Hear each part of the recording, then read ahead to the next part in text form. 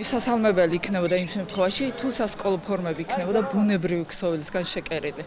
მით უმეტეს ზაფხულში არ შეიძლება პოლიესტერი. ეს იწვევს გაუფლიანებას, ალერგიებს, კანის ალერგიულ დაავადებებსაც კი.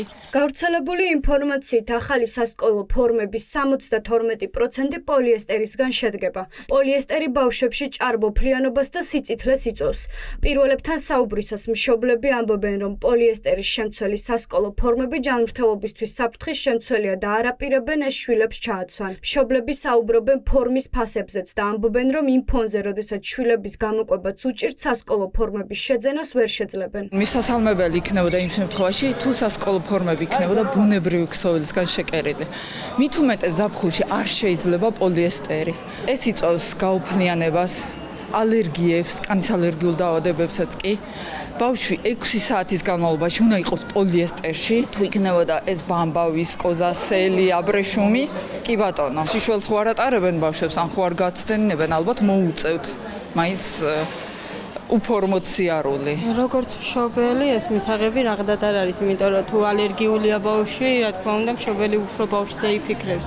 რომელიც ბავშვს აზიანებს, ესეთი ფორმა არ არის სასურველი, რომ ბავშვმა ატაროს. ბავშვებს ვერ ინახავენ, სკოლაში მშივრებს უშვებენ.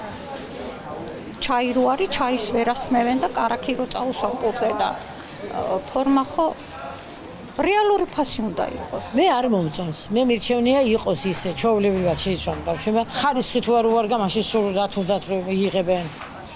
რამეს რომ მოიგონებენ, უნდა იყოს კარგი. პედიატრი ლალი ჯანაშიას თქმით, პოლიესტერი ხშირად იწვევს ოფლიანობას, გამონაყარს და სხვა კანის დაავადებებს. პედიატრი გვაფრთხილებს, რომ პოლიესტერმა შეიძლება განსაკუთრებული ზიანი მიაყენოს დერმატიტის მქონე მოზარდებს. ისიდან რომ სასკოლო ფორმების შემცველობაში შედის 70% მეტი ასე ვთქვათ, პოლიესტერი, კონკრეტულად პოლიესტერზე ვსაუბრობთ, ამათ შეიძლება გამოიწვიოს ადგილობრივად კანის სიწითლე, ანთება, ასევე გამოიწვიოს ძლიერი ქავილისა და აწვის შეგრძნება, გამონაყარი, რომელიც შეიძლება ორგუსტუკოვან გამონაყრამდეც მოვიდეს, კანის აქეცვა სიმშრალე და ამ შემდეგ. საუბარი არის იმ გამომწვევ მიზეზებზე, რომელსაც ქიმიური დანამატების სახით შეიცავს უკვე ქსოვილის დასამუშავებლად გამოყენებული ნივთიერებები, ეს არის ტოქსიკური საღებავები, დისპერსიული საღებავები, რომლებიც ამ ბოჭკოებს აზიანებენ, ტენიანობა, ჩაკეტვა, რომელიც ოფლიანობას გაამწვავებს, ნამდვილად გიდასტურებს, რომ არსებობს პოლიესტერის ბოჭკოზე კონტაქტური დერმატიტი, ნამდვილად შესაძლებელია მოხდეს განსხვავებები მათი ქიმიური დამუშავების შედეგად მიღებული ნივთიერებების ხარჯზე. განათლების ექსპერტები საუბრობენ რეალობაზე, სადაც სისტემა არ არის ორიენტირებული მოსწავლეზე.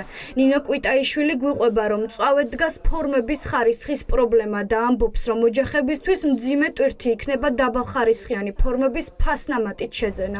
არ მიკვირს, როდესაც უკვე დადგა ფორმების ხარისხის პრობლემა. თან ეს ხდება იმ ფონზე, როდესაც წლებია ვსაუბრობთ, როგორი სერიოზული პრობლემაა ბავშვთა შიმშილის სწორედ საგაკვეთილო პროცესის დროს. მიუხედავად იმისა, არის თუ არა ბავშვი სოციალურად დაუცველთა ბაზაში, ეს არ ნიშნავს იმას, რომ მისი ოჯახი ცხოვრობს კეთილდღეობაში და მას ფასნამატით უკვე დაბალხარისხიანი ფორმის შეძენა უწევს.